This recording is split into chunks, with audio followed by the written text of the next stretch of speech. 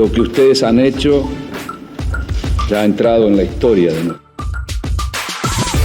¡Iniciamos todos hoy!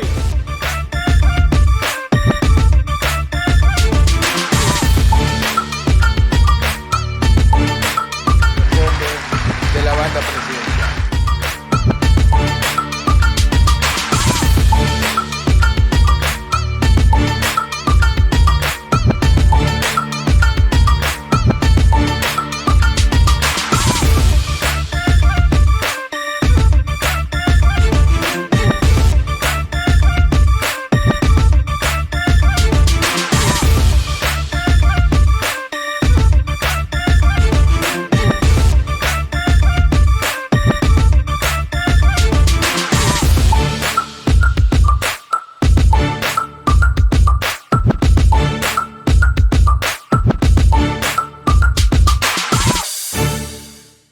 Buenas tardes a todas, muy buenas tardes a todos.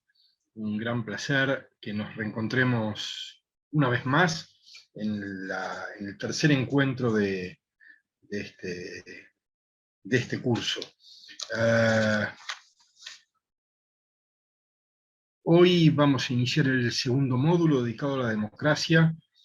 Los dos encuentros de este tema los va a dictar una profesora excepcional. Es un verdadero honor contar con su participación. Pero antes de presentarla, las y los invito a que compartamos un video de 1 minuto, no más que eso, porque se cumple en estos días el primer aniversario del fallecimiento de un dirigente socialista argentino que fue el impulsor de estos cursos, de la fundación que los organiza y cuya tarea en la construcción de una alternativa socialista y democrática en Argentina y en América Latina, su contribución, decía, fue extraordinaria. Su fallecimiento temprano, con poco más de 65 años por COVID, el año pasado, significó un golpe muy duro para el progresismo argentino, y la Usina Social, una de las 3 organizaciones que convocan para este curso, quiere homenajearlo de este modo, así que les pido 1 minuto de compartir estas imágenes. La usina es un lugar para las ideas y el pensamiento, es un espacio para la formación y la capacitación, es también un centro para la cultura y el arte, pero es más que todo eso junto. Es un ámbito para la innovación social y la política, y para la generación de iniciativas públicas. Queremos, modestamente, pero con una fuerte convicción, ayudar a alumbrar un nuevo tiempo de la política y de la vida de nuestro país. La Usina Social, un espacio para fabricar ideas y para fabricar futuro, ni más ni menos. Bien, ese es el espíritu con el que creó Miguel Lifshitz la Usina Social, que junto con la revista Nueva Sociedad y la Fundación Ebert y la Universidad Nacional de Rosario le dan impulso a estos encuentros. Voy a presentar ahora a la docente con la que nos encontramos hoy. Ella es Carla Yumatle. Carla es doctora en Ciencia Política por la Universidad de California en Berkeley y máster en Teoría Política en la London School of Economics. Enseñó Filosofía Política y Teoría Social en la Universidad de Harvard durante 7 años y fue investigadora asociada en el programa interdisciplinario Proyecto de Teoría Política en la Universidad de Brown. Carla publicó artículos sobre el liberalismo, sobre Isaiah Berlin y el pluralismo en Historia del Pensamiento Político, en la Enciclopedia de Pensamiento Político y en la Revista de Política. Actualmente es profesora invitada de Teoría Política en la Universidad Torcuato Di Tella en Buenos Aires. Ha escrito editoriales para numerosos medios, entre ellos los diarios La Nación, Diario AR, Clarín, Infobae y Perfil. Carla se especializa en temas como teoría democrática, liberalismo, feminismo, derechos humanos y realismo político. y trabaja actualmente en un proyecto sobre la crisis de la democracia liberal. Y este es fundamentalmente el tema del que se ocupará en estos encuentros. No se trata de hacer una introducción a la idea de democracia, sino al estado de la democracia contemporánea, a las amenazas a las que está sometida y las posibilidades que todavía nos plantea. Es un gran placer compartir una vez más con Carla estos encuentros, y no tengo ninguna duda de que será de inmenso provecho para todas y todos nosotros el tiempo que nos dedica. Carla, muchísimas gracias por acompañarnos, y la palabra es tuya. Bueno, muchas gracias, Ale. Buenas tardes a todas, a todos. Para mí es realmente un honor, un placer participar de nuevo. Es un programa al que le tengo mucho afecto, mucho respeto, en parte por el video que acabamos de ver y en gran parte porque Alejandro está a cargo del programa, a quien le tengo inmenso respeto, como intelectual y como persona. Así que bueno, vamos a empezar. En esta ocasión hay dos charlas sobre el mismo tema. Como acaba de decir Alejandro, no es una clase de teoría democrática, es más bien dos conversaciones, dos charlas que vamos a tener acerca de lo que se ha dado en denominar la crisis de la democracia liberal. Entonces yo no voy a confirmar ese diagnóstico, lo que quiero es compartir con ustedes determinadas dimensiones que categorizarían o que describirían a este supuesto fenómeno. Después podemos discutir colectivamente si efectivamente esto conforma una crisis y digamos, cuáles serían las dimensiones más relevantes de esa crisis. Pero voy a compartir pantalla para mostrar un poco cuál es el esquema, si me dejan. He tenido todo tipo de inconvenientes. Un minuto, por favor, a ver si... No hay ningún apuro. Bueno.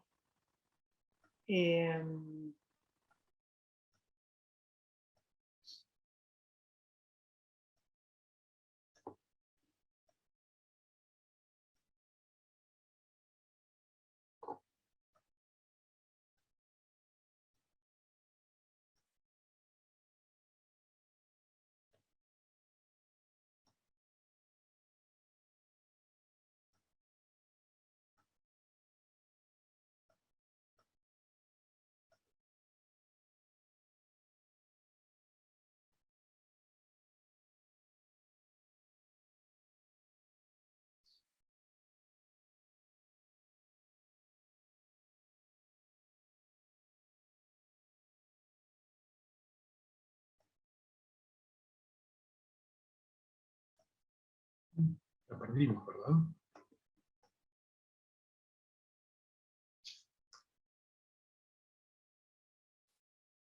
La crisis de la democracia provoca estas cosas. Ahí está.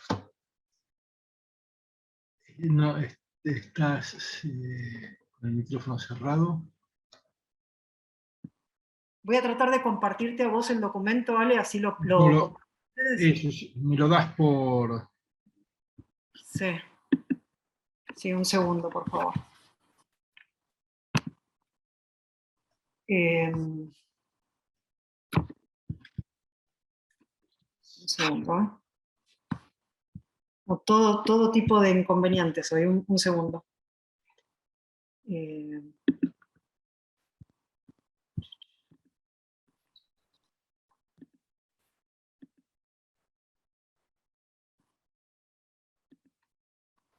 Ahí te pasé, Ale, a ver si lo puedes compartir vos.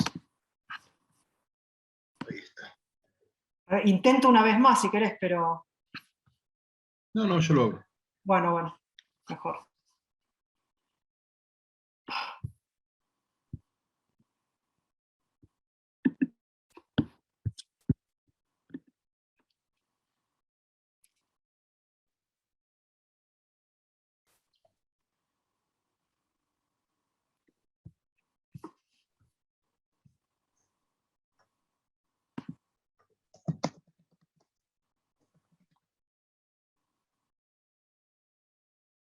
¿Se puede abrir o no?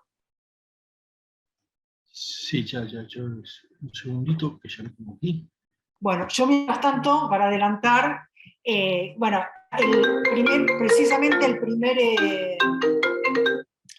primer slide que van a ver en la presentación es simplemente explicar la organización de la exposición en estas dos clases. La primera clase, la de hoy, lo que quiero es compartir una evaluación general de este fenómeno, como ya he dicho, que se ha dado en llamar la crisis de la democracia liberal.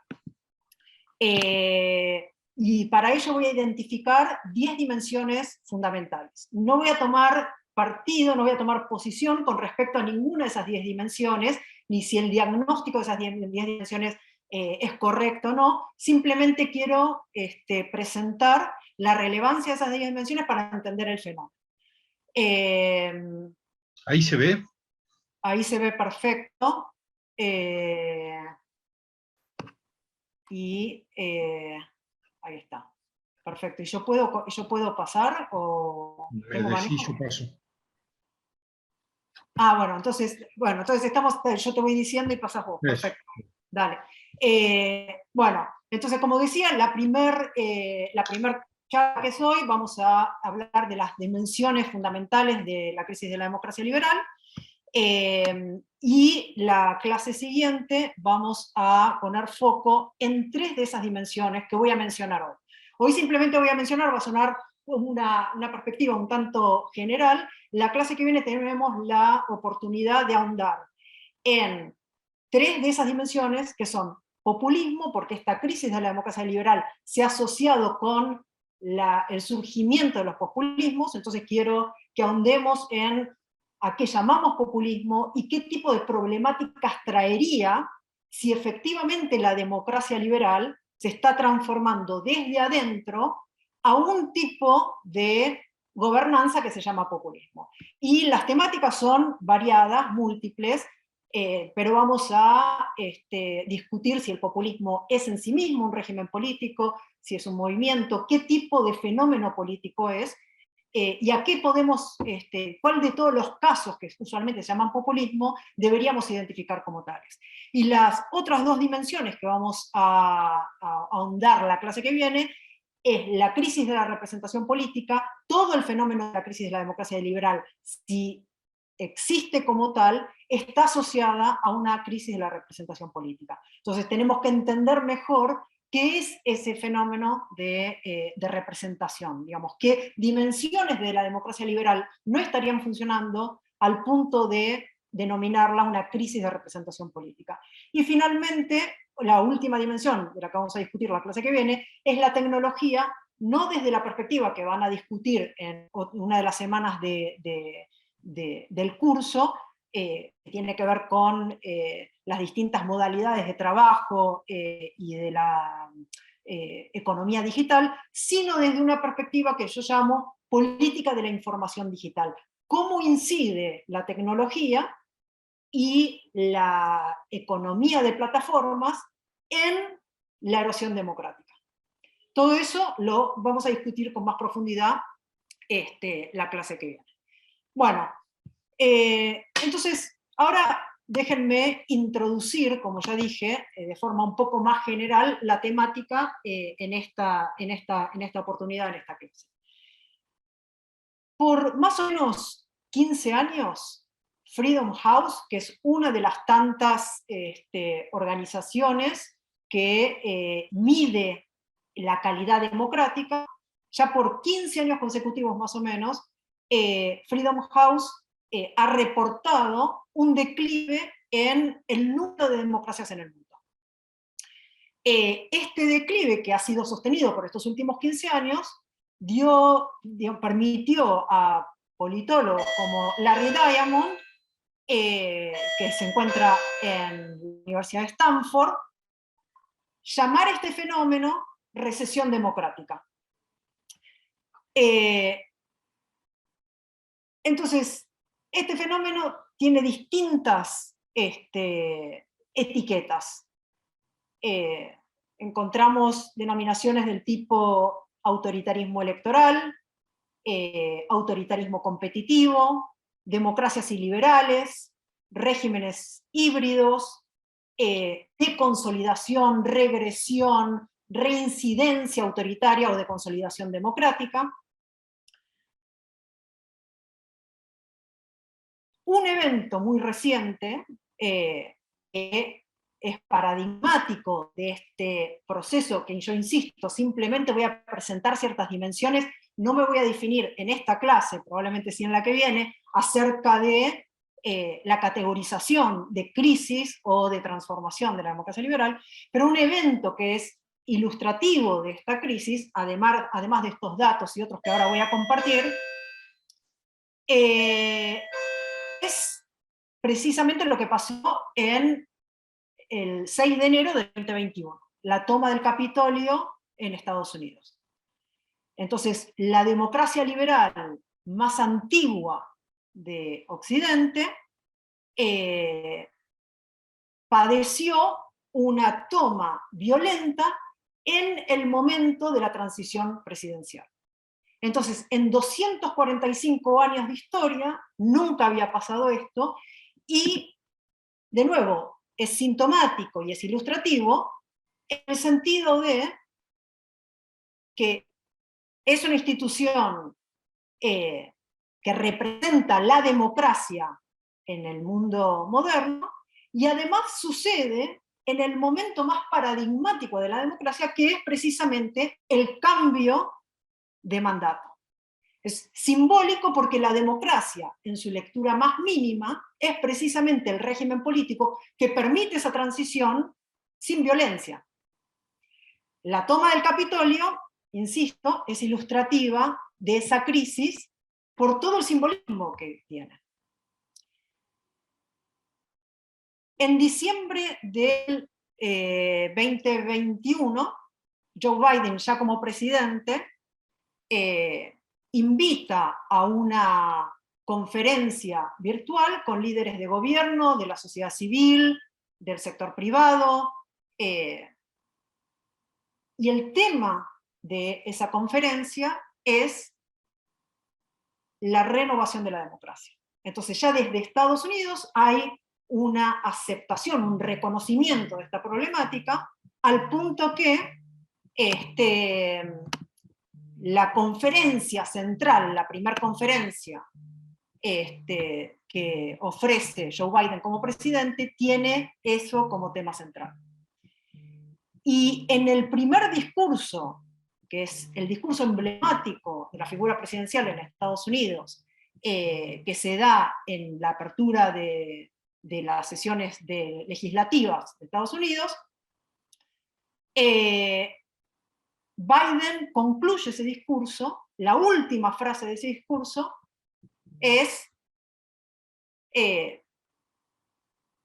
explícitamente diciendo: salvaremos a la democracia. Entonces, ya no es un diagnóstico de cierto problema, sino el diagnóstico es: la democracia está en riesgo. Entonces, de nuevo, lo que quiero explorar en esta clase, en esta conversación que tenemos hoy, es si todas las dimensiones que yo voy a mencionar ahora, que las agrupo en 10, pueden considerarse unificadamente bajo la rúbrica de la crisis de la democracia liberal. Y entender si efectivamente hay un rechazo extendido en el mundo occidental de este régimen político.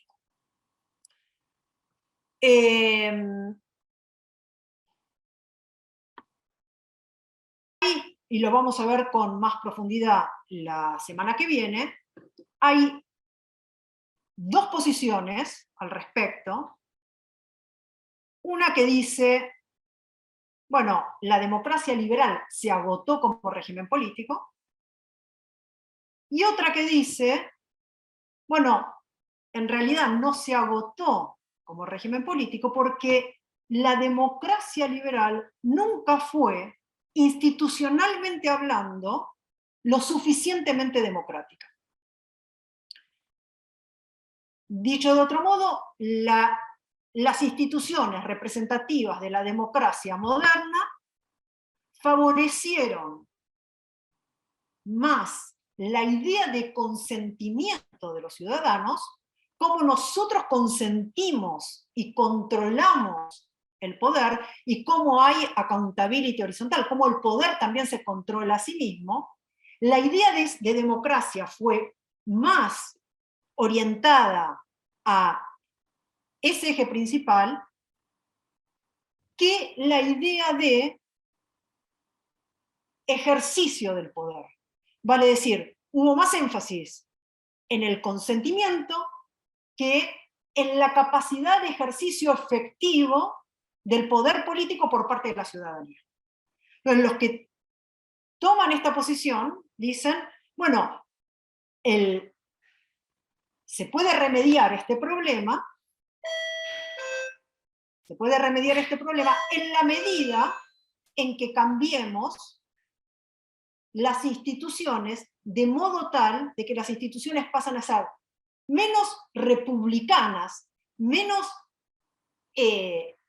orientadas a el control del poder y más orientadas a el ejercicio efectivo del poder, más deliberativas y más participativas.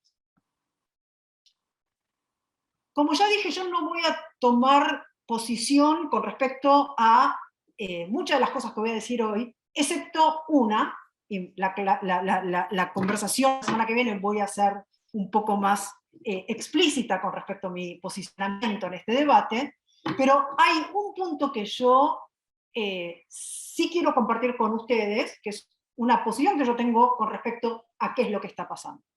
Mi posición es que, después veremos si lo llamamos crisis, pero que hay ciertamente, que el presente es un presente de cambio, que el presente es un presente de transformación.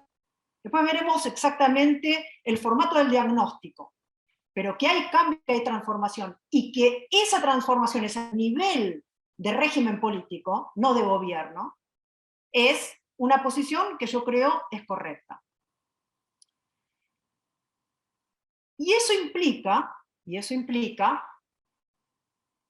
que estamos como ciudadanos y ciudadanas desorientados conceptual y normativamente.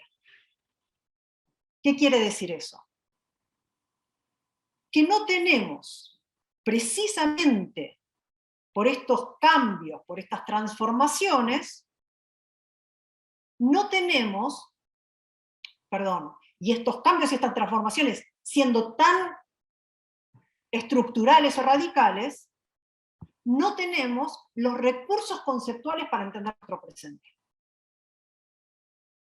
Entonces, no es simplemente que hay un modo de organizarnos social y políticamente que ha llegado a su fin, eso de nuevo lo dejo abierto.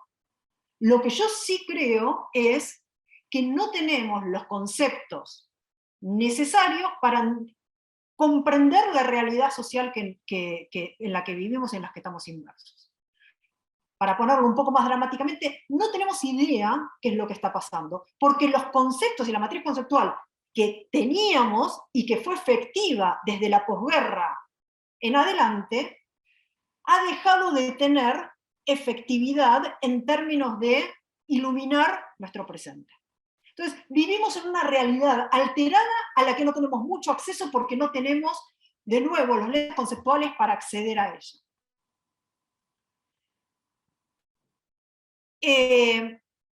Entonces, la primera pregunta, perdón que tengo que estar mirando en dos pantallas porque ahora no puedo compartir yo, pero la primera pregunta entonces es, bueno, ¿hay algún tipo de periodización de la posguerra en adelante para marcar ciertos hitos históricos y entender dónde tenemos que ubicar la crisis? ¿Alguien podrá? Eso, bueno, el primer momento para aquellos y aquellas que sostienen que hay tal cambio, estipulan estos cambios en tres etapas. La primera es la posguerra a 1970. Ese periodo se ha dado en llamar un periodo, y a esto me estoy refiriendo en particular a las democracias, llamémosla, aunque es impreciso, de la OECD, democracias industrializadas, avanzadas y demás, ese periodo se ha dado a llamar el compromiso de clase democrático. Compromiso de clase entre quiénes, entre el Estado, el capital y el trabajo. En ese periodo los gobiernos lograron precisamente consensuar, organizar, ejecutar y mantener cierto compromiso, donde se regularon condiciones de trabajo, se desarrollaron programas de seguridad social, hubo un periodo y un proceso de igualación de oportunidades importantes, todo esto acompañado con inversión y con políticas contracíclicas de los momentos económicos. Ese momento de compromiso de clase democrático, hoy creo que independientemente del diagnóstico que se haga del presente, hay amplio consenso de que ese compromiso no existe más.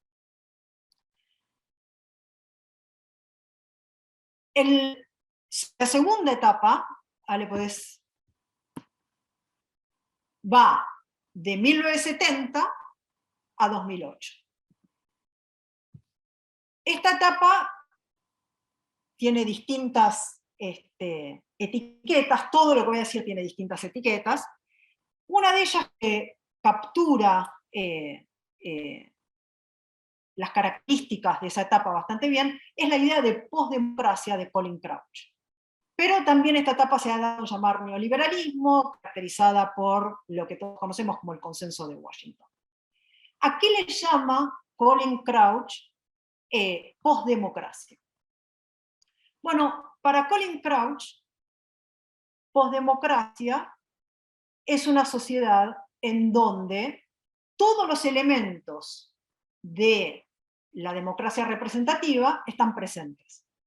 Entonces, ¿hay elecciones competitivas, libres y abiertas? Sí. ¿Hay separación de poderes? Sí. ¿Hay libertad de prensa y libertad de expresión? Sí. ¿Hay alternancia en los cargos de gobierno? También.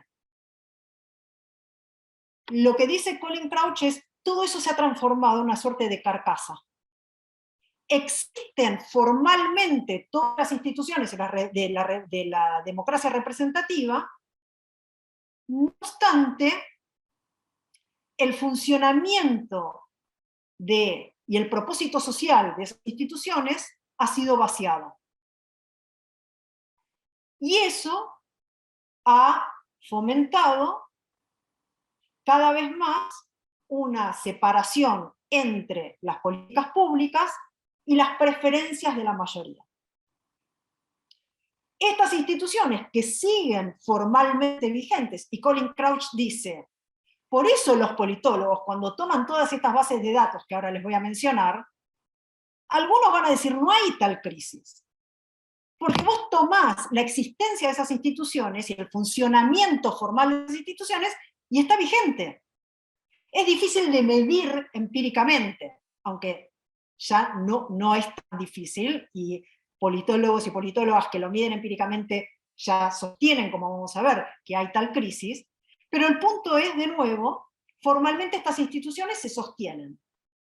No estamos ante las situaciones flagrantes de los golpes militares. Y estas instituciones, al haber sido vaciadas de su contenido y de su rol social, dice Colin Crouch,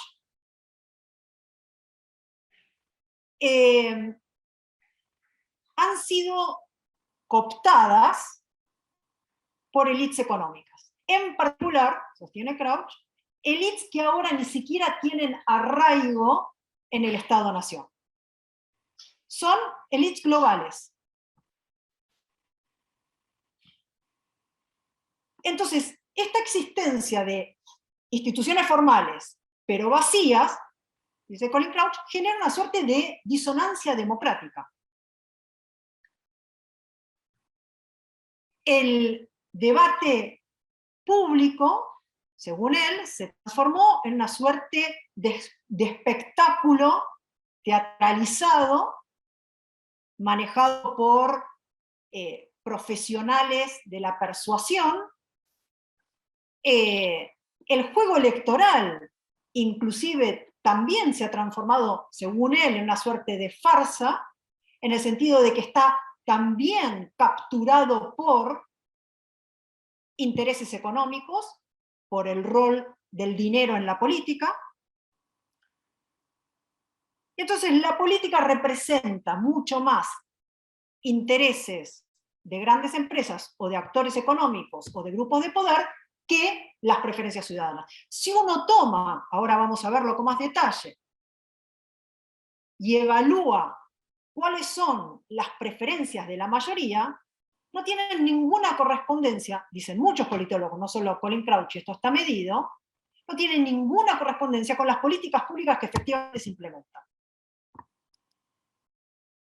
Entonces, en este periodo, dice Colin Crouch, hay muy poca esperanza de implementar políticas igualitarias, redistributivas, en términos de ingreso y de riqueza. Y esto ha afectado no solo a Estados Unidos, sino a la socialdemocracia europea. Y él describe todo esto como una suerte de parábola de la democracia. ¿Por qué parábola de la democracia? Porque dice, bueno, la democracia empieza en un momento, hay un momento predemocrático, después está el momento democrático, que sería esa primera etapa que mencioné antes, el compromiso de clase democrática, digamos, cuya institución más emblemática fue el Estado de Bienestar. Y ahora en esa parábola hemos vuelto a un momento predemocrático, donde todas las instituciones democráticas, paradójicamente, sirven los propósitos predemocráticos.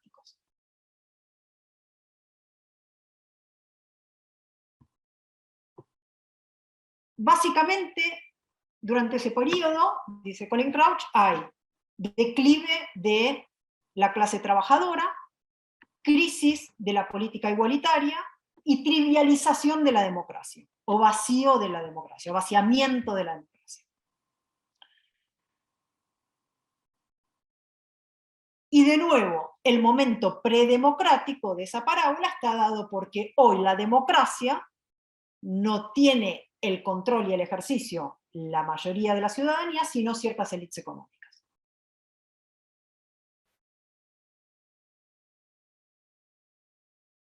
La tercera etapa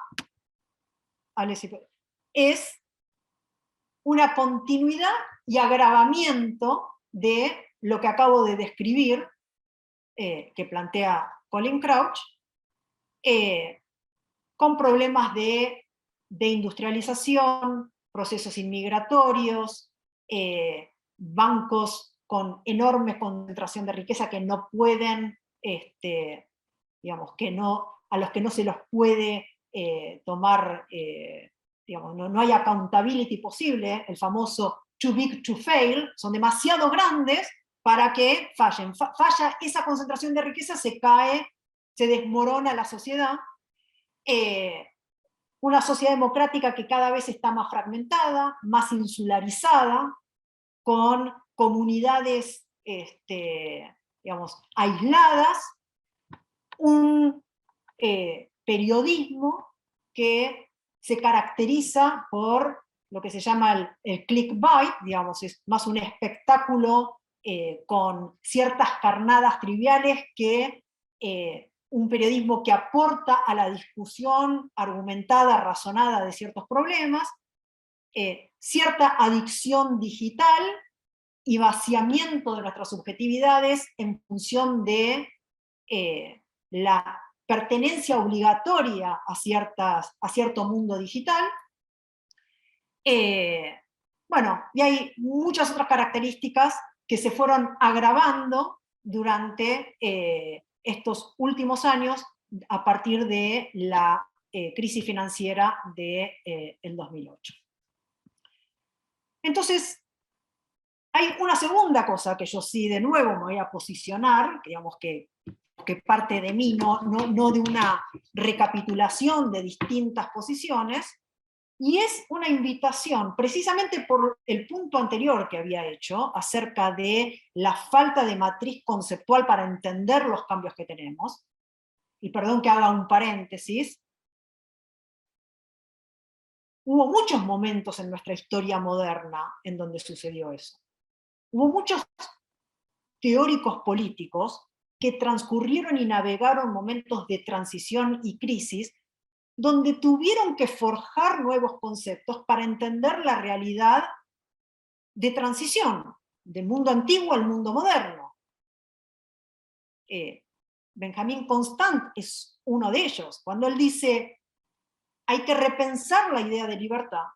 La libertad de los antiguos, no voy a entrar en, digamos, los pormenores de esas distinciones, pero lo que hasta ahora llamábamos libertad, no nos sirve para entender nuestra experiencia. Hoy libertad tiene que ser libertad de los modernos, porque hoy la dimensión y la esfera fundamental de nuestra experiencia no es la política, es el comercio. Y desde esa perspectiva, para entender nuestra idea de libertad, no puede ser la misma concepción que veníamos usando. Bueno, un ejercicio parecido es el que yo creo hoy nos confrontamos, como teóricos, como académicos, como ciudadanos, como partícipes como sujetos ciudadanos de una democracia. Tenemos que conjuntamente, desde la sociedad civil, desde la academia, desde los sectores económicos, tenemos conjuntamente que repensar algunos términos para entender cuáles son nuestras circunstancias. Y en ese ejercicio, y esto es lo segundo que quería plantear, donde yo sí me estoy posicionando de una manera, es tenemos la obligación de evitar lo que se puede llamar la captura cognitiva. ¿Qué quiere decir captura cognitiva? La captura cognitiva es la que, digamos, siempre de alguna manera vivenciamos cuando los conceptos que utilizamos precisamente funcionan, cuando los conceptos precisamente tienen una efectividad, tienen una utilidad social, discernir, de rastrillar la realidad social que nos rodea. La captura cognitiva que yo quiero e invito a ustedes a evitar es la captura cognitiva economicista.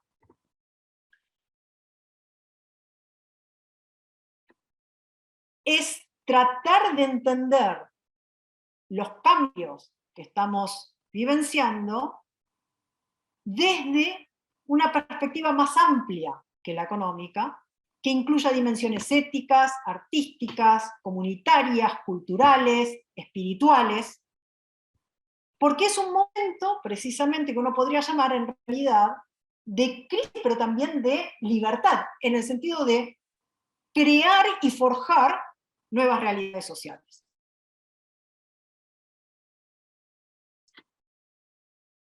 El punto es que hoy hay instituciones que, como dije antes, han sido paradigmáticas de la democracia liberal de la posguerra en adelante, como el estado de bienestar, que han dejado de tener efectividad.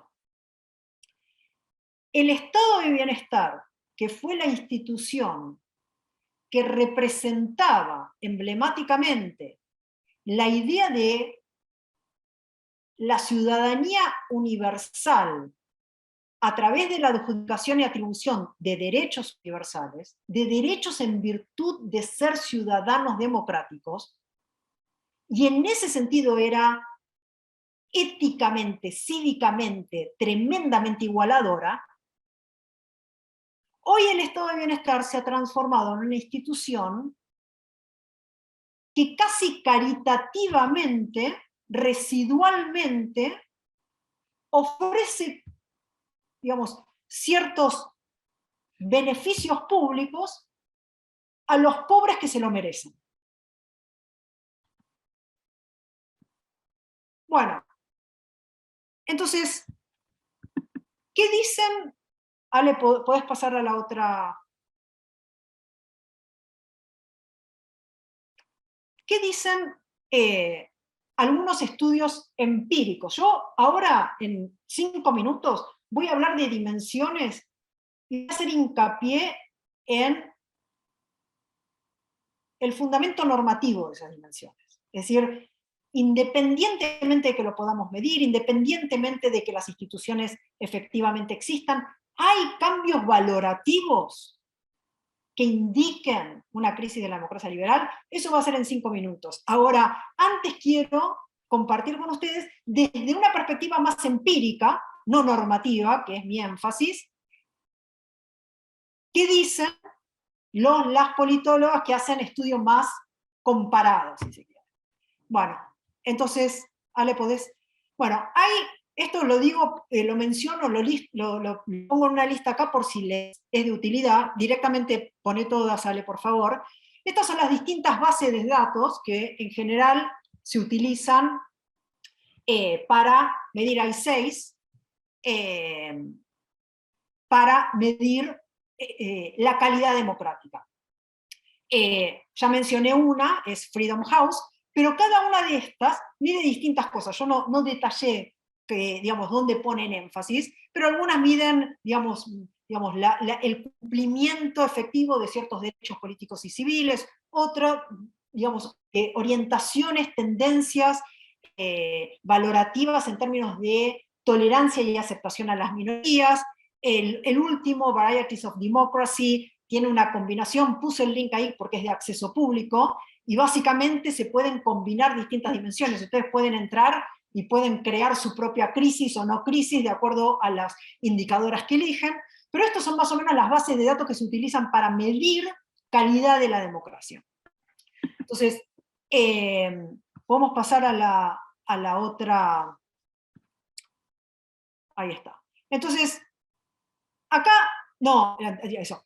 Acá, de nuevo, esto simplemente para ponerlo, es un resumen muy extremadamente simplificado. Acá hay algunos indicadores que se utilizan para medir la calidad de la democracia. O sea, puede ser ingresos per cápita, puede ser apoyo popular a la democracia como sistema de gobierno, la existencia de partidos o movimientos antisistema, aceptación y adhesión a las reglas democráticas, aceptación de minorías en términos en particular ahora de igualdad de género, diversidad de género, en fin. Entonces, hay distintos indicadores, cada uno de estos es agregado en múltiples indicadores, pero digamos, los distintos estudios se concentran en unos u otros indicadores con distintos y variados resultados.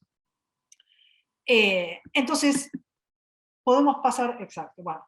Entonces, acá simplemente lo que yo quiero es mostrar, digamos, describir, no voy a ahondar porque de nuevo no es mi énfasis que quiero dar en esta conversación, simplemente quiero compartir algunos de los estudios que se han dado en referencia, más empíricos, en referencia a la crisis de las democracias. Entonces, ahí lo tienen, digamos, no tengo... no voy a expandir mucho en cada uno de ellos, pero Foa y Munk sostienen que hay tal crisis en función del grado de consolidación, que depende del apoyo popular al sistema democrático, debilidad de partidos antisistemas y el grado de aceptación de las reglas democráticas. Como todo esto ellos miden, está en franco deterioro, bueno, concluyen que efectivamente la democracia está en problemas. Inglehart, fallecido recientemente, ha sido uno de los representantes más importantes en términos de la explicación de los cambios democráticos en función de cambios culturales, cambios valorativos. Y por eso la base de datos que él utiliza es la World Values Survey, que precisamente lo que hace es evaluar inclinaciones de tolerancia y valorativas a ciertas minorías. Przeworski y Limongi, en un estudio superclásico, sostienen que no ha habido democracia consolidada con un PBI per cápita de $6.000 en precios internacionales, el paper es de 1985, no hay una democracia con esas características que haya jamás colapsado. Entonces lo que ellos sostienen es el indicador predictivo más fuerte sigue siendo el indicador económico. En la medida en que se sostenga ese ingreso sostenido, no hay posibilidad de quiebre democrático significativo. Mainwaring y Pérez Lignani, Levitsky y Ziblatt proponen otro tipo de explicación y sostienen, por el contrario, que hay crisis de la democracia liberal. Son explicaciones más políticas que vamos a retomar la conversación que viene. Y después hay un paper de Daniel Treisman, bastante reciente, que dice, bueno, en realidad todas estas mediciones están sesgadas. Y depende, por eso mostré las distintas bases de datos y demás, depende de qué dimensiones uno enfatiza.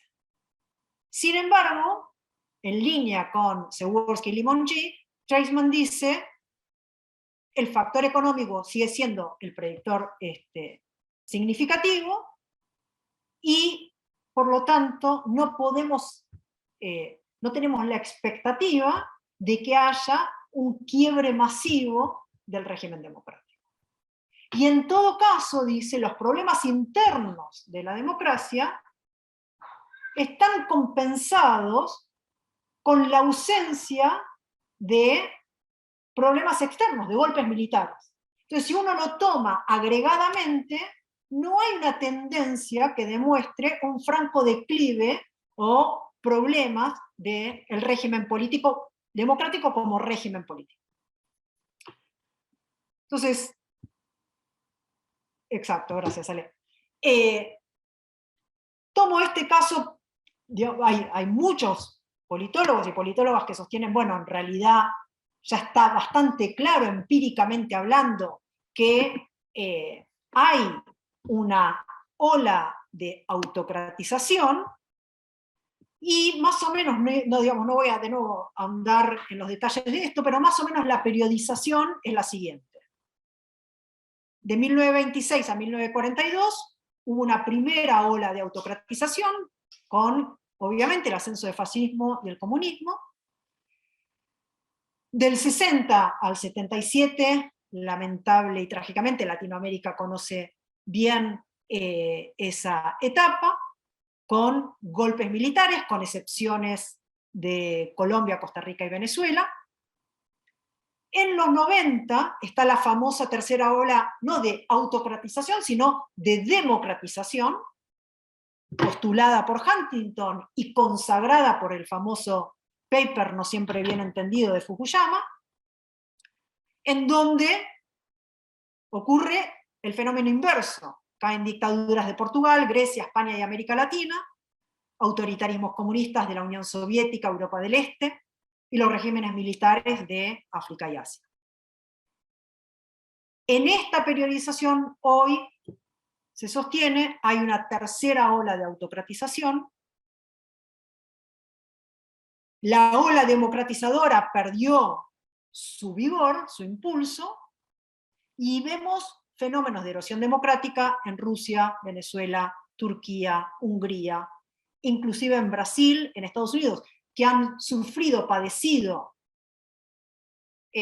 declives más moderados, pero de todas formas, y esto es importante aclarar, Gervasoni toma como base de datos a Varieties of Democracy. Entonces dice, esa base de datos tiene una complejización de los indicadores, y si uno, digamos, va agregando y toma en cuenta muchos de esos indicadores, claramente aún la democracia liberal más emblemática del mundo moderno, también se puede capturar, se puede medir un declive en su calidad democrática.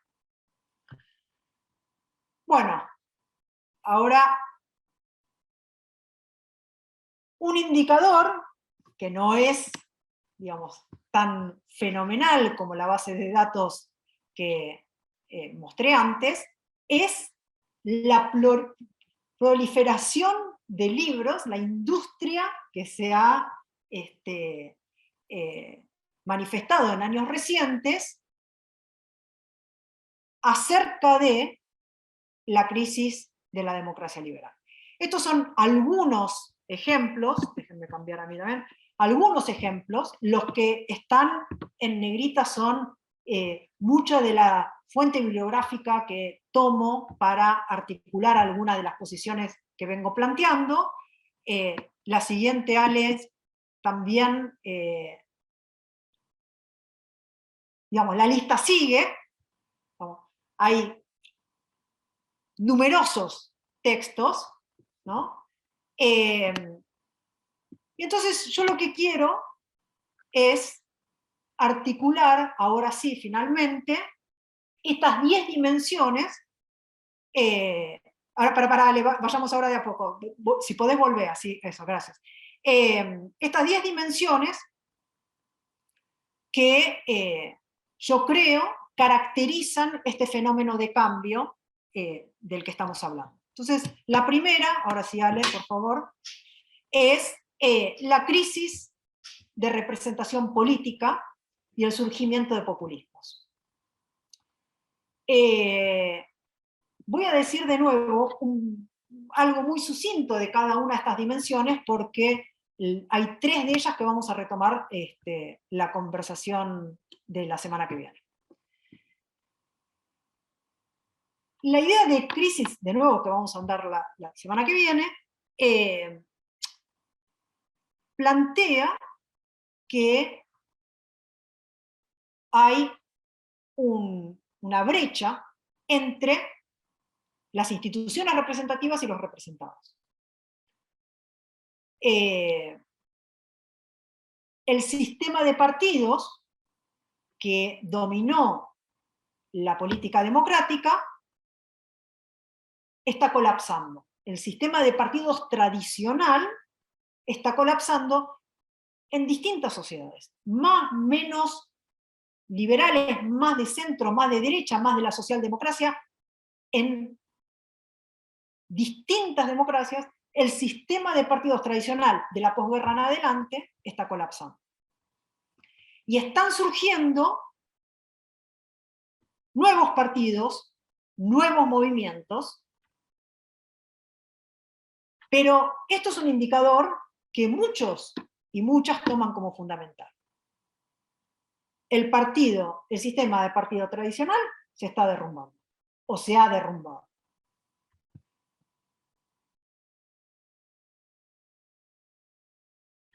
Y en esta dimensión de la crisis de la representación política, hay un aspecto que es fundamental, que es la transformación de los partidos políticos. Estudiado muy profundamente por muchos, por muchas, mencionó un autor que es Peter Mayer, su libro creo que es del 2013, y lo que él sostiene es esos partidos políticos, los que conformaban el sistema tradicional de representación política, se han alterado y deteriorado por dentro. Han dejado de cumplir, un poco retomando la idea que planteé al inicio de Colin Crouch, han dejado de cumplir su rol y propósito social, que era ser vehículos de participación masiva. El partido político representaba, en el sentido de entender las preferencias y los intereses ciudadanos, reagrupar esas preferencias en función del bien común y canalizarlas. Lo que dice Peter Mayer es, nada de eso hoy cumplen los partidos políticos. Los partidos políticos se han transformado en maquinarias que podemos llamar rent-seeking. Vale decir, buscan su propia financiación para su propio beneficio. Digamos, esto está clarísimo en la política norteamericana. Uno toma el periodo de las primarias, el 95% del tiempo de esas primarias, que son eternas, los candidatos, las candidatas, utilizan su tiempo para buscar financiación. Los partidos políticos dejaron de cumplir la función de representación, ¿no? Entonces, de nuevo, se plantea la idea de que los partidos políticos responden más a intereses económicos que a la ciudadanía. Y además de eso, hay una suerte de insularidad del discurso político. ¿Qué quiere decir la insularidad del discurso político? Bueno, el discurso político pasó a tener como su propia categoría, su propio formato. ¿Y cuál es ese formato? Bueno, no es el lenguaje del ciudadano ordinario, no es nuestro lenguaje. Nosotros cuando nos encontramos, nosotros, a hablar de política, no hablamos como hablan los políticos, y tampoco es el lenguaje argumentado político que solíamos escuchar. Entonces describen a esta insularidad del lenguaje político como un lenguaje de los sound bites, ¿no? Entonces, ¿qué es? El lenguaje enlatado. Entonces uno escucha a una política, a un político, y se repiten latiguillos. No quiero mencionar ni unos ni otros para que no parezca que estoy hablando de, digamos, que no sea sesgado, pero digamos, en nuestro escenario local tenemos, digamos, ejemplos de eso, no importa, digamos, militante, república, pero es como un entramado de enlatados de conceptos que no terminan nunca de ser cohesionados en una argumentación. Entonces eso le da como cierta impermeabilidad al discurso político. No nos pertenece, es impenetrable. No hay por dónde entrarle.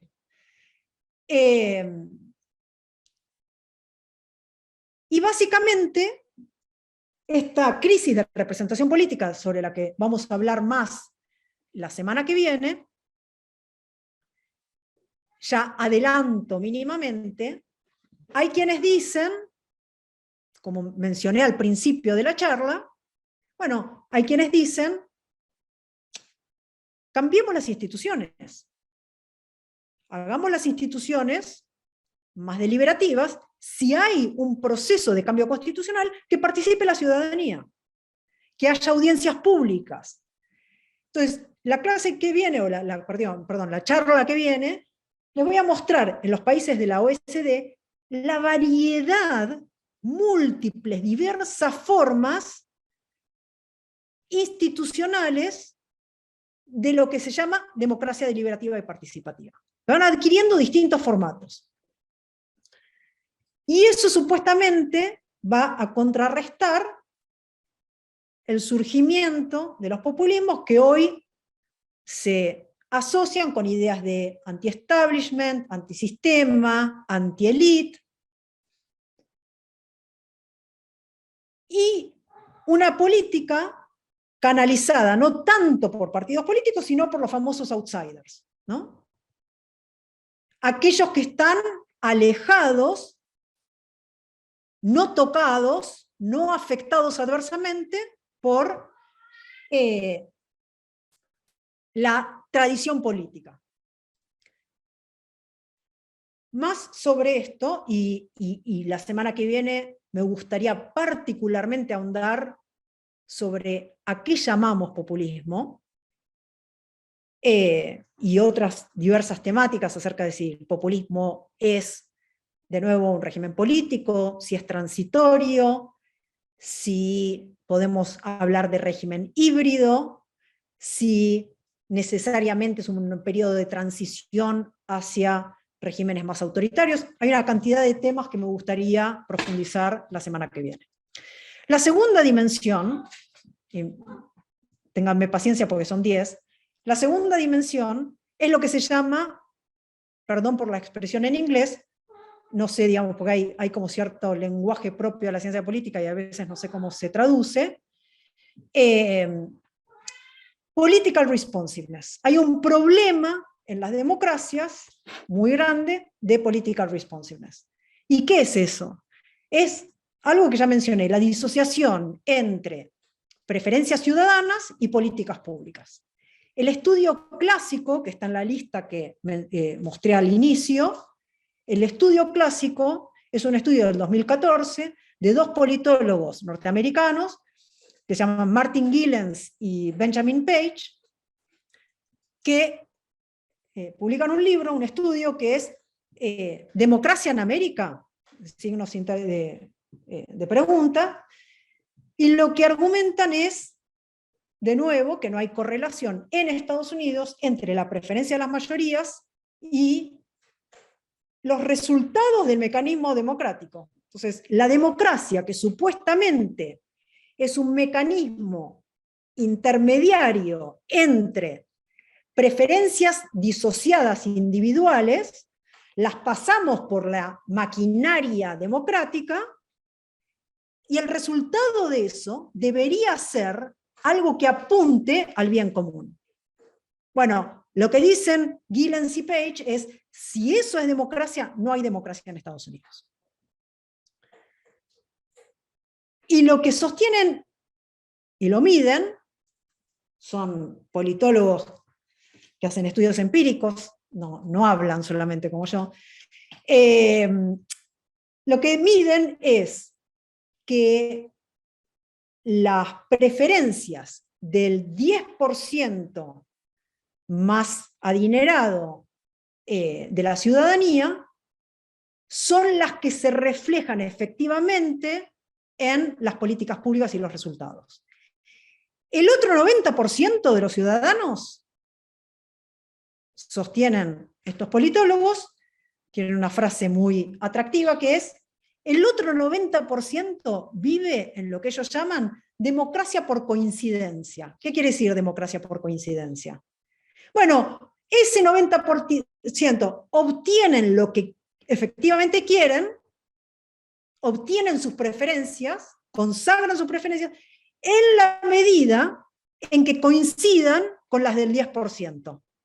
Entonces, la obtienen por coincidencia, la obtienen precisamente porque, por coincidencia, son las mismas que representan a ese 10%. Entonces lo que dicen de nuevo estos autores es, si la democracia implica un gobierno receptivo de las preferencias de las mayorías, hay evidencia suficiente para definir o determinar o afirmar que el régimen político de Estados Unidos no es una democracia. Para ello, y lo digo muy rápidamente, estoy simplificando argumentos acá, para ello toman algo así como 2000 políticas públicas a nivel federal, y es en esa medición que ven que la incidencia viene de grupos económicos poderosos, de grupos interesados, o de intereses, digamos, organizados, del famoso lobby, y que los ciudadanos independientes tienen casi nula incidencia. Entonces lo que mantienen es que gran parte de la ciudadanía tiene otro tipo de preferencias con respecto a redistribuir ingresos, a regulación laboral, a la provisión de sistema de salud, a el sistema de pensiones, con respecto a cambio climático, con respecto a la regulación del sector financiero, con respecto a la redistribución del sistema impositivo. En todos estos ítems, en todos estos temas que ellos evalúan en estas 2000 políticas públicas federales, dice, las preferencias de la mayoría de los ciudadanos es enormemente alejada de lo que efectivamente después se ejecuta. Entonces, hay un problema no de representación, sino de falta de representación. Hay ausencia de representación. y ponen mucho énfasis en lo que se llaman las instituciones contramayoritarias. Colegio electoral, no recuerdo si estos autores mencionan la Corte Suprema, pero la Corte Suprema ha estado en el ojo del debate, precisamente por no ser electiva y demás, pero en particular ellos se focalizan en el Senado. Entonces dicen, las áreas rurales tienen sobrerepresentación en el Senado por sobre las ciudades. Y el caso que ellos toman, creo que era Wyoming, que era algo así como, por ahí estoy inventando un poco el número, pero era algo así como que el estado de Wyoming tenía 66 o 70 veces, más o menos, digamos, próximo a ese número, más poder de voto que los ciudadanos en California, precisamente por la distorsión en la representación. Entonces, y ya concluyo con esta dimensión, lo que sostienen estos autores es cada vez es más fácil transformar el poder del dinero en poder político. Si este estudio tiene asidero empírico, uno podría decir la situación es aún más grave si se toman en cuenta los estudios de desigualdad por economistas como Emmanuel Sáez, Tomás Piketty, que sostienen que el 10% más rico en las sociedades avanzadas es cada vez más rico combinando sus ingresos de riqueza y de ingresos. Si esto es así, y hay un efecto multiplicador de esa diferencia, de esa desigualdad económica, bueno, si se combinan estos dos estudios, cada vez el problema de la representación va a ser mayor. La tercera dimensión, Ale, por favor, es la extrema polarización. No polarización, toda democracia requiere de cierta polarización. El problema es la extrema polarización, que es una característica de importante número de democracias contemporáneas. ¿Y qué es la extrema polarización? Bueno, la extrema polarización es cuando uno puede agrupar preferencias individuales en grupos, perdón por la redundancia, opuestos, que son internamente homogéneos, que están acentuadamente distantes unos de otros, pero falta un elemento fundamental para hablar de extrema polarización. Y el elemento fundamental es la disposición de estos grupos homogéneamente internamente homogéneos. Y el factor que falta para hablar de extrema polarización es que cada uno de estos grupos no tiene la disposición de involucrarse, comprometerse, reconocer al otro grupo como referente legítimo. Entonces, no es simplemente la distancia, no es simplemente la homogeneidad interna, es también y fundamentalmente la disposición de deslegitimar o no reconocer como legítimo a el oponente. Vamos a hablar la semana que viene de cómo, por eso dije tecnología no como la van a ver en otras semanas de este curso, no en términos de cómo cambia la legislación laboral o el tipo de trabajos y demás, sino cómo afecta las redes sociales, la extracción de cierta información, en precisamente exacerbar esta polarización, en precisamente ahondar en estas divisiones culturales.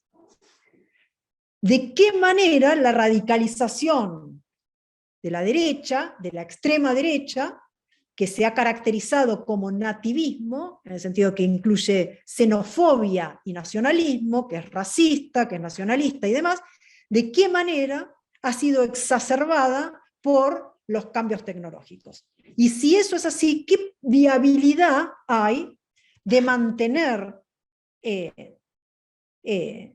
esa estructura de extracción de información y de ciudadanía mediada por esa red de plataformas? ¿Qué posibilidad hay de hacer eso consistente con la democracia? Y eso vamos a hablarlo más la semana que viene. La cuarta dimensión es el quiebre del orden público. Bueno, la idea es que, y lo hemos visto en estos años recientes en distintos países en Latinoamérica, en Chile, en Colombia, en donde hay conflictos abiertos acerca de o sobre el rol de las instituciones democráticas y a la vez la incapacidad de los gobiernos de mantener ese orden público sin recurrir a altos grados de represión. Entonces, hay un clásico de Linz, un politólogo fundador, si se quiere, de la ciencia política, en donde él dice, bueno, la crisis más seria de la democracia es cuando precisamente no se puede mantener el orden público. Es decir, cuando el mantenimiento del orden público se ejecuta o se logra por fuera del marco democrático. La democracia está en crisis cuando, en vez de votos, hay piedras, digamos. Bueno, la ola de rebeliones o de manifestaciones públicas en distintas democracias, en distintos continentes, revueltas populares, que expresan demandas absolutamente legítimas, son demandas acerca de seguridad, son demandas en contra del racismo, son demandas en contra de la violencia política, son demandas a favor del reconocimiento, han sido, digamos, contenidas, respondidas, no, contenida no, pero han sido, digamos, la respuesta que han obtenido es un estado que ahora ya no se define como ese estado de bienestar que mencioné al principio, el estado de bienestar que garantiza, que refleja, que simboliza la idea de ciudadanía democrática universal. El Estado ahora aparece como un Estado represor, un Estado policía, un Estado prominentemente encarcelador. La quinta dimensión, asociada a esta, es la idea de, bueno, la democracia, como todo régimen político, depende, digamos, nosotros no vamos a entrar en elucubraciones acerca de cómo definir la democracia. Hay obviamente definiciones más mínimas, más procedimentales de la democracia, pero aún así, como régimen político y como, digamos, como ordenamiento social, requiere de ciertas disposiciones, de ciertas virtudes cívicas. Las instituciones se mantienen, se consolidan, además del entramado legal, por ciertas disposiciones cívicas, por cierto etos democrático, y por ciertas emociones, la preeminencia de ciertas emociones. Bueno, ciertamente, si la preeminencia de la emoción política es el enojo, hay algo que está fallando. Entonces, hay desilusión, hay desafiliación, hay desafección, hay desprecio, hay desconfianza. Y la política democrática vive, crece y se refuerza en la medida en que preserve su dimensión creativa, su dimensión emancipatoria, su dimensión de creación de ciudadanía y de reforzamiento de ciudadanía. En oposición a eso, hoy tenemos una disposición no emancipatoria, sino reactiva en la esfera pública. Hay más reacción, más resentimiento que deliberación. Ahora, en este cuadro es importante también acentuar una característica, que es que a pesar de todo eso, hoy las democracias, con todo su descontento y con toda su frustración, se caracterizan por mucha movilización. No hay apatía política. Hay participación, hay intervención, hay disposición física de tomar la vía pública. Lo poco que los ciudadanos y las ciudadanas consideran es lo público y lo colectivo. Esto no lo vamos a ceder.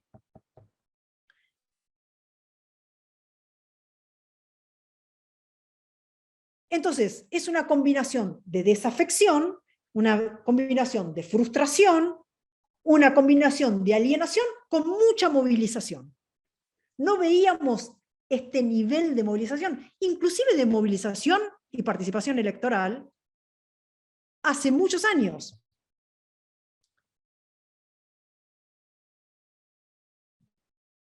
La sexta dimensión, Ale, por favor, es la erosión del poder decisorio soberano. ¿Qué quiere decir eso? Una sensación de que las personas, los ciudadanos, las ciudadanas, no tienen control sobre su propio gobierno. Que demasiado poder está concentrado en las manos de estas famosas élites que no tienen contralor, no tienen accountability. Digamos.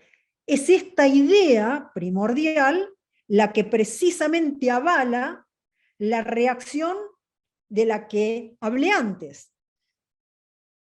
La disposición antielitista, la idea de que la política tiene que ser anti-establishment, en contra de aquellos que se adueñaron del poder que nos pertenece. Entonces, hay por parte de la ciudadanía, muchos y muchas autoras sostienen, una demanda de reapropiación de los poderes democráticos, de los poderes soberanos. ¿En contra de qué? En contra de poderes o de fuerzas estructurales, alienantes, como pueden ser los mercados globales, procesos sobre los cuales nosotras como ciudadanos y ciudadanas dejamos de tener algún tipo de incidencia, no tenemos incidencia sobre las multinacionales, la firma, la empresa, la multinacional, pasa a ser, en lugar de los partidos políticos, el actor predominante de la democracia.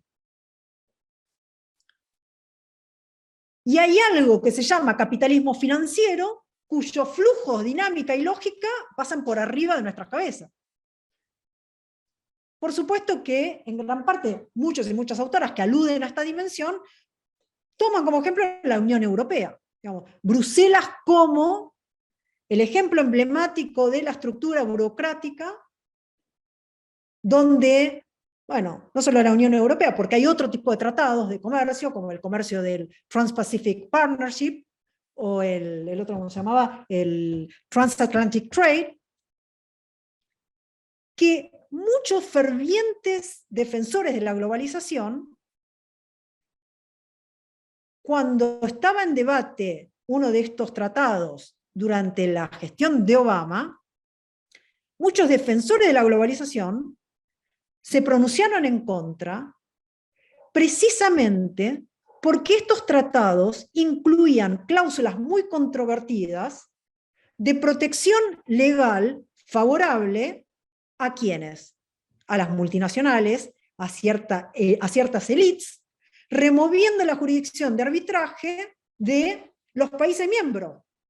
Entonces, protecciones legales que promueven, de nuevo, el famoso rent seeking. Es decir, yo incremento mi riqueza sin crear nueva riqueza. Entonces hoy, por ejemplo, Singapur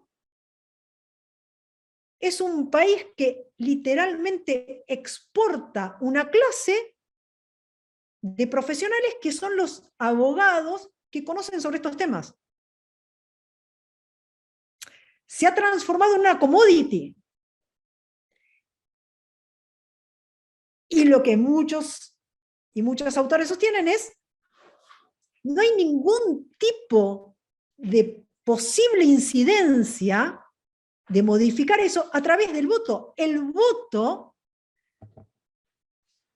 institución, de nuevo, paradigmática de la democracia, dejó de tener poder y eficiencia. Cuando yo digo al principio, nos faltan conceptos, es la bronca que genera cuando uno escucha, inclusive de políticas o políticos que uno respeta, hablar de igualdad de oportunidades, hablar de ir a votar, hablar de... Suena vacío. Digamos, no tienen la capacidad movilizadora ni la incidencia empírica que tenían en ese primer periodo de democratización de posguerra hasta los 70. La séptima dimensión, Ale, por favor, es precisamente por todos estos problemas, hay una aspiración de redefinir el cuerpo soberano. Y cuando decimos redefinir el cuerpo soberano nos referimos básicamente a dos cosas. ¿Quién es el pueblo? ¿Y qué es la democracia?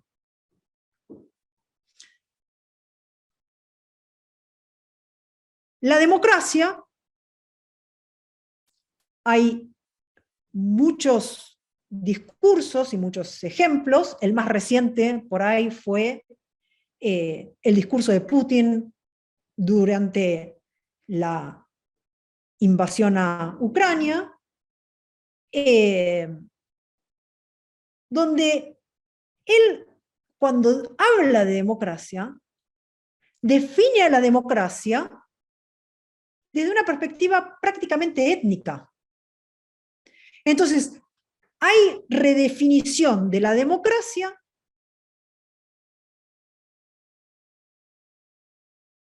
en función de otras categorías muy alejadas de lo que para nosotros tradicionalmente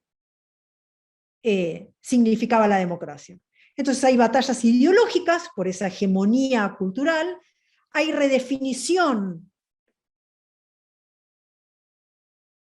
de lo que son democracias que se aproximan a autoritarismos, y hay un proceso de resignificación acerca de qué es el pueblo y de qué es la democracia. La octava dimensión es el incremento de la desigualdad. Muchos autores ponen esta dimensión como probablemente la dimensión más sustancial, más clave, más determinante para definir, caracterizar y de hecho establecen relaciones causales entre el nivel de desigualdad y los problemas hacia adentro de la democracia. Hay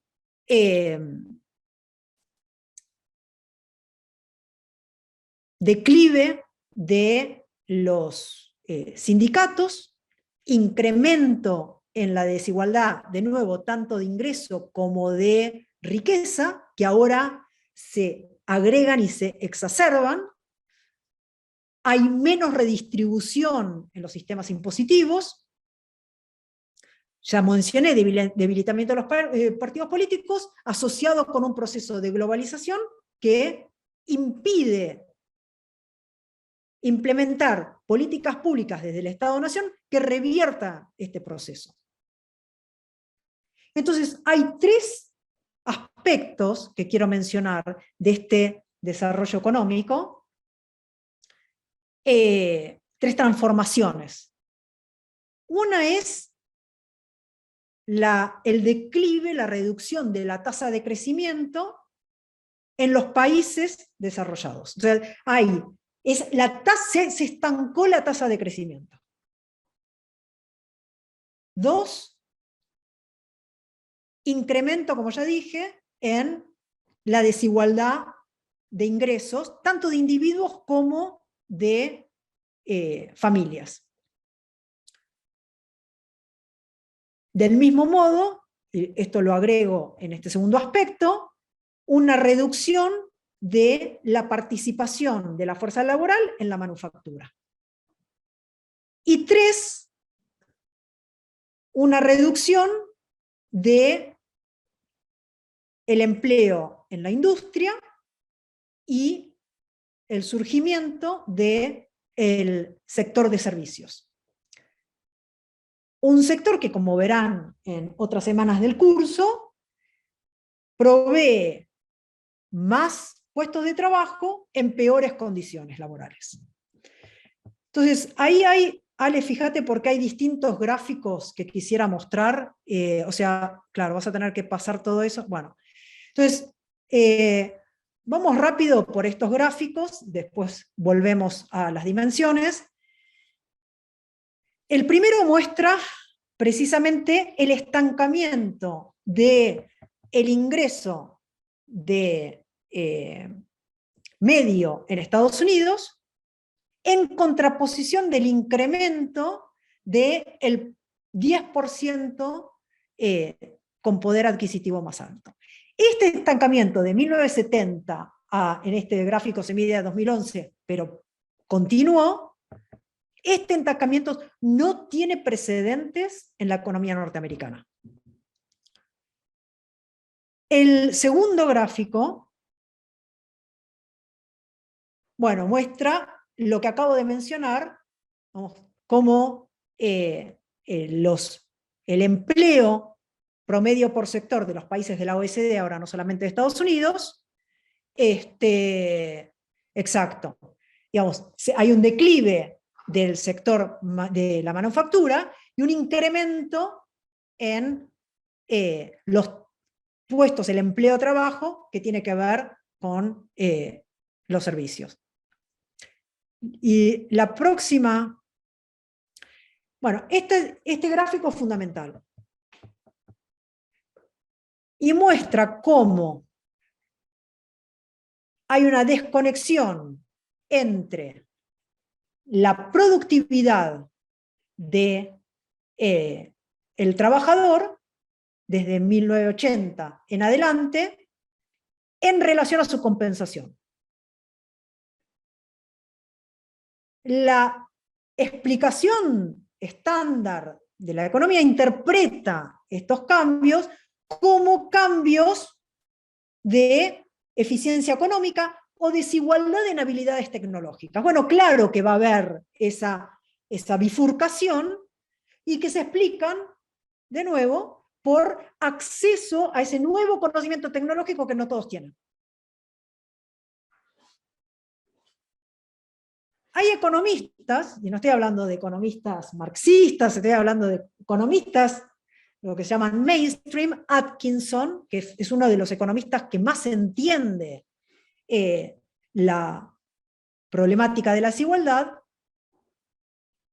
el enfoque que da a estos problemas no es precisamente que deriva de desigualdades en términos de habilidades tecnológicas. No dice, y bueno, claro, el mercado está, digamos, asignando a cada uno su lugar y su retribución en función de lo que hay oferta y demanda en el mercado. Atkinson dice no, lo que ha pasado es que el mercado está distorsionado en función de ciertas relaciones de poder. Y en ese entramado de desequilibrios de relaciones de poder, está precisamente el declive de los sindicatos. Hay otro gráfico, Ale, si podés mostrar. Bueno, mostrá este y el siguiente, por favor. Bueno, como ven, si vas y volvés, hay curvas que son, digamos, el inverso. Una muestra el índice Gini, que es el índice de desigualdad preimpuestos en Europa, Japón, Australia y Nueva Zelanda, y el otro, durante el mismo periodo, que muestra el declive de afiliación sindical en muchos de los países de la OECD. Entonces, lo que se sostiene es, bueno, la pérdida de capacidad negociadora de los sindicatos es un factor fundamental en explicar este incremento sin precedentes desde la posguerra a la fecha de la desigualdad. Todo esto, y ahora Ale, si podés, ya podemos volver a las dimensiones, así termino ahora en unos minutos, pero todo esto sostienen algunos autores, algunas autoras, que produjo un efecto de erosión en una creencia que mantuvo a la asociación entre capitalismo y democracia vigorosa hasta ahora. Y la creencia que se ha ido erosionando en función de algunos de los gráficos, obviamente, digamos, son todas cosas parciales, ilustrativas, y la creencia que se fue erosionando es la creencia en el progreso material. Entonces, hay algunas encuestas de Pew Research Center del 2015, es la que yo tengo disponible, en donde muestran que el 60% de los que responden en Estados Unidos y el 64% de los que responden en distintos países de Europa sostienen con convicción que sus hijos e hijas van a estar peor económicamente que los que estuvieron ellos, que los que están ellos, y que ellos están peor económicamente que lo que han estado sus padres. Bueno, este colapso en esta creencia intergeneracional de progreso es, según algunos autores, un indicador de un cambio prácticamente civilizacional, en el sentido de, bueno, acá sí se puede estar marcando o indicando una bifurcación en lo que fue una relación de asociación que funcionó en la medida en que se garantizara ese progreso material, que es de nuevo la relación entre capitalismo y democracia.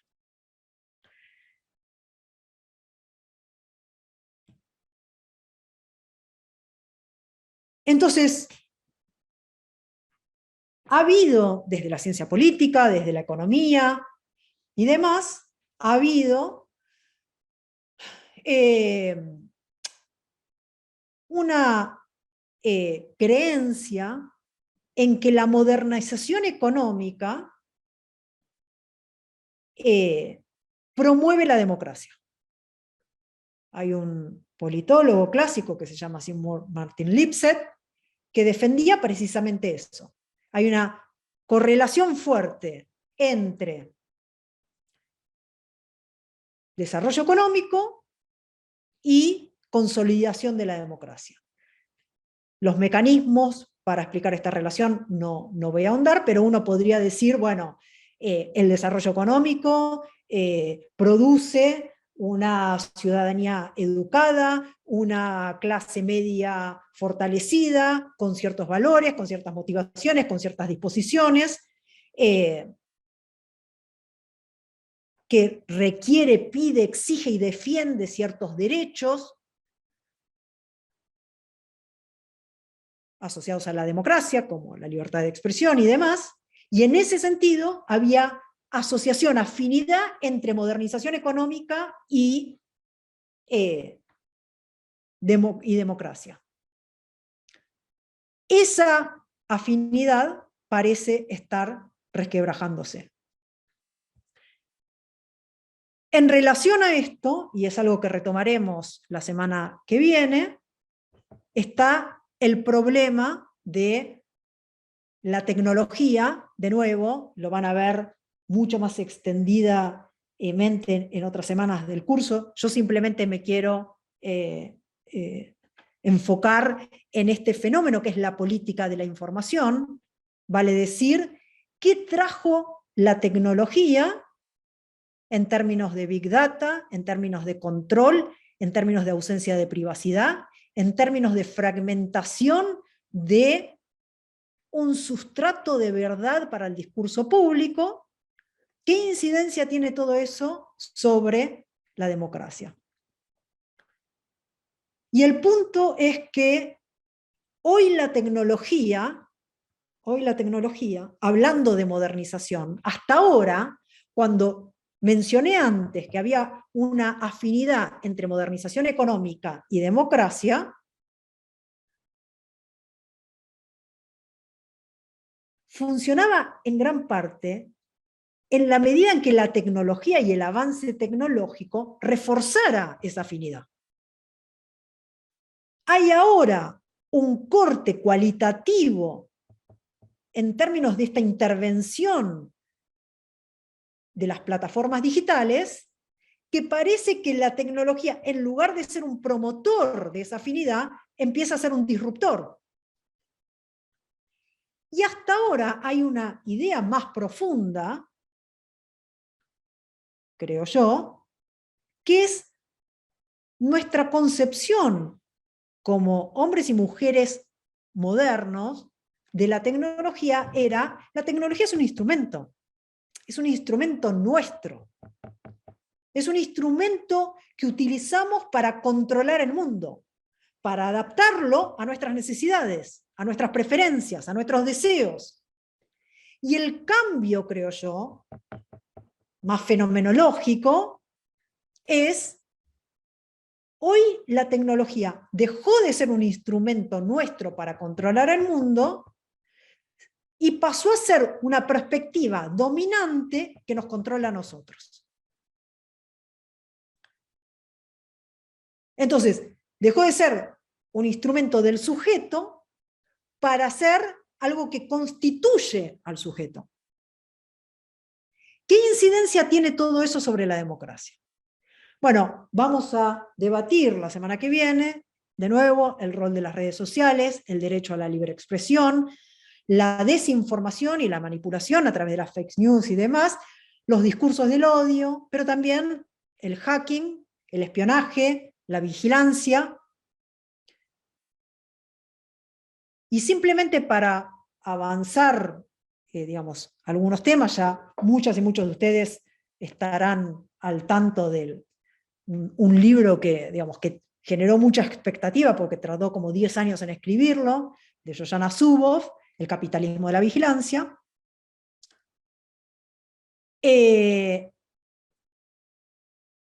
Lo que Zuboff sostiene, entre muchas cosas, quiero subrayar algo que fue desarrollando inclusive posterior a la publicación del libro, es que a raíz de la incidencia de estas plataformas digitales, nuestra ciudadanía democrática ha pasado a habitar un espacio epistémico en donde se ha abandonado todo criterio de evidencia, de consistencia interna, de corroboración en los datos y en los hechos, lo que usualmente llamamos como el mundo de la posverdad, y que eso empodera a cada uno de nosotros y nosotras a tener su propia verdad. Y que la democracia es insostenible en ese espacio epistémico. Porque la democracia requiere de un sustrato compartido de verdad. un lenguaje común, en donde yo pueda discrepar enfáticamente con todos y todas ustedes, pero pueda efectivamente discrepar. Entonces, este capitalismo de la vigilancia, con, digamos, los 5 gigantes, Google, Facebook, Apple, Microsoft y Amazon, intervienen en nuestra experiencia cotidiana en prácticamente todas las dimensiones: económicas, sociales, políticas. Entonces, todas esas dimensiones pasaron a pertenecerles a 5 grandes plataformas económicas sobre las que no hay ninguna accountability. Entonces, no es solamente la destrucción de la privacidad, no es solamente la fractura de las sociedades, no es solamente el envenenamiento o el vicio del discurso público, no es solamente la manipulación, sino que necesitamos nuevos mecanismos para un fenómeno que es completamente nuevo. Y que los mecanismos de antitrust o de antimonopolio, o ciertos derechos y limitaciones sobre la propiedad privada, o ciertos esquemas redistributivos, según Zuboff, no alcanzan para modificar la expansión y la intensidad de este fenómeno.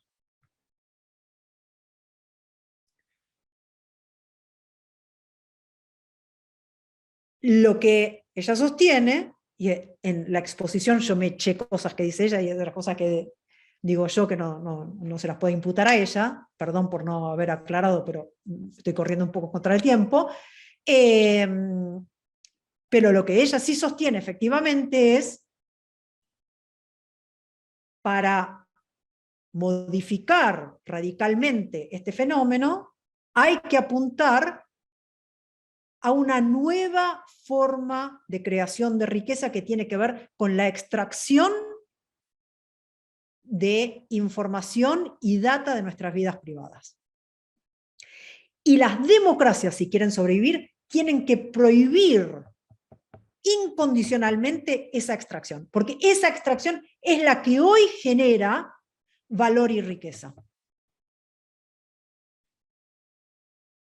Bueno, hay obviamente muchas cosas que podemos discutir y probablemente las discutiremos la semana que viene, por qué hay que garantizar acceso a la información, cómo se garantiza el acceso a la participación pública, qué diferencia hay entre las redes sociales y los medios de comunicación tradicionales, sobre los que no imponíamos estos requerimientos ni estas demandas, en fin.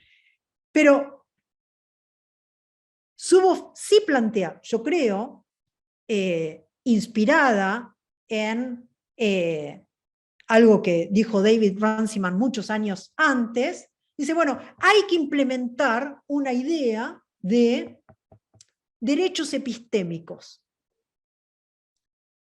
Y esos derechos epistémicos no son derechos a nuestra privacidad. Es el derecho a conocer y decidir qué queremos hacer con nuestras vidas y con la información de nuestras vidas. Y el último, si puedo usar estos 4 minutos, ¿sale? ¿Sí? Bueno, y el último, muy rápidamente, tiene que ver con los cambios demográficos, los clivajes demográficos. Entonces, hay muchos autores y muchas autoras que sostienen, bueno, hay una división fundamental que está quebrando a las democracias. Mayorías blancas, cristianas, nativas, en contra de demografías afroamericanas, minorías raciales, inmigrantes no cristianos.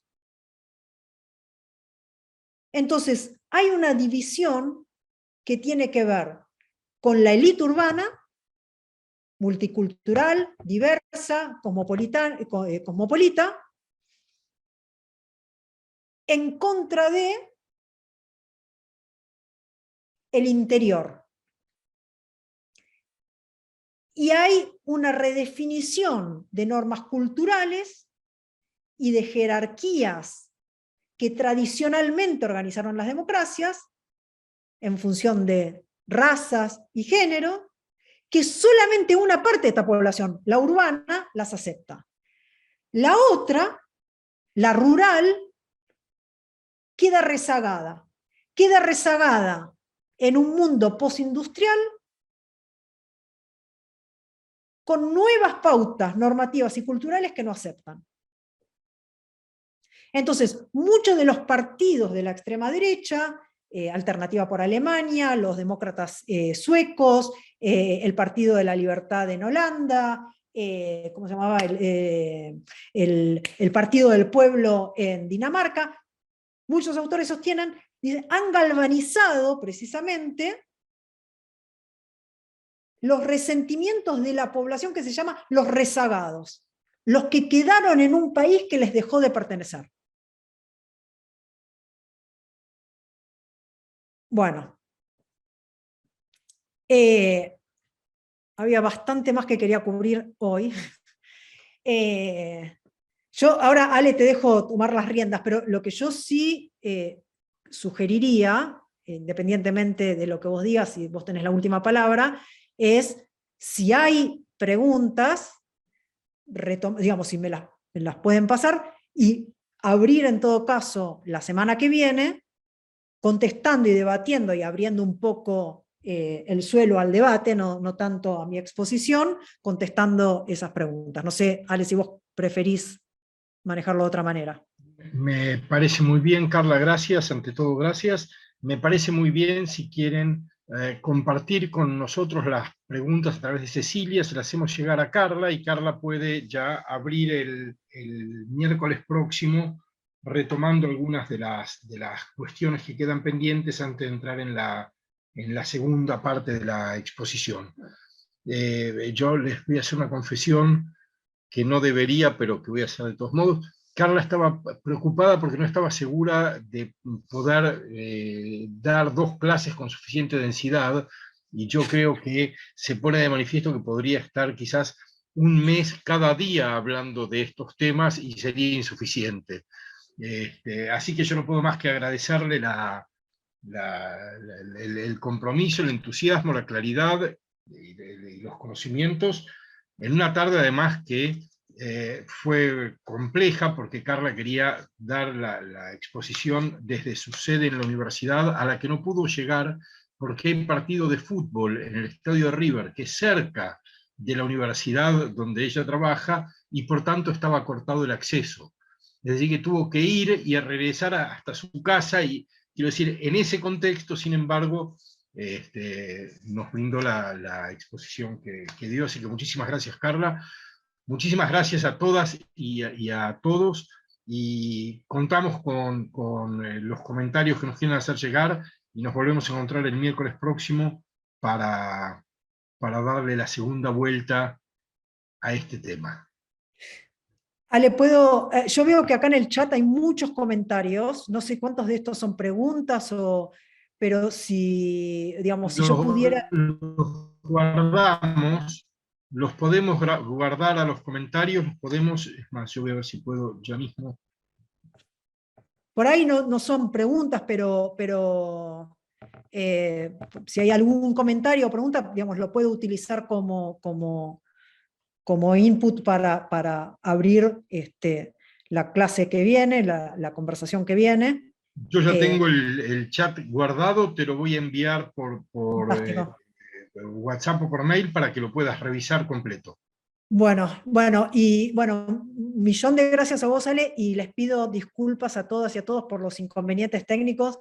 Además de todo lo que dijo Ale, tengo un gatito nuevo que me estuvo arañando todas las 2 horas la pierna, tocaron el timbre, es decir, fue una sucesión de complicaciones, así que les pido 1000 disculpas. Espero que la semana que viene sea un poco más ordenado. Fue impecable, muchísimas gracias Carla, gracias a todas y a todos, que tengan linda semana y nos reencontramos el miércoles. Bueno, gracias a todos, gracias a todas. Chau, chau. Chao, buenas tardes.